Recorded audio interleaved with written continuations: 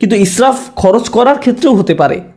আপনি মার্কেটে গিয়েছেন একটা ব্যাগ কিনতে, কিন্তু নিয়ে এসেছেন 3টি ব্যাগ, কারণ 3টা ব্যাগের কালারই খুব সুন্দর। অথবা দোকানে গিয়েছেন শুধু ডিম কেনার জন্য, কিন্তু বাজার শেষে দেখেন $200 খরচ করে ফেলেছেন, কারণ যা সামনে পড়েছে সব ঝুড়িতে পড়েছেন।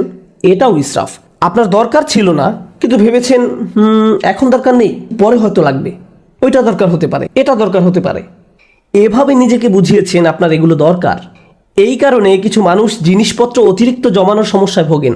তাদের এত জামা কাপড় যে ওয়ারড্রোবে জায়গা হয় না। তাদের আলমারি 1987 সাল থেকে জমানো কাপড়ে পূর্ণ হয়ে আছে। মানুষ এভাবে অপ্রয়োজনীয় জিনিসপত্র সংগ্রহ করে রাখে, যেটা আসলে সে ব্যবহার করে না, কাজে লাগায় না। এটাও এক ধরনের ইসরাফ।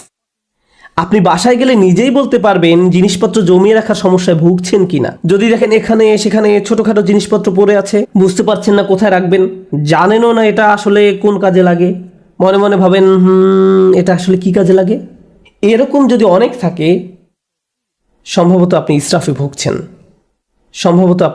ভুগছেন। তো জমিয়ে রাখা আর অতিরিক্ত চাওয়া একজন মানুষের জীবনে সত্যিকারের সমস্যা হিসেবে দেখা দিতে পারে।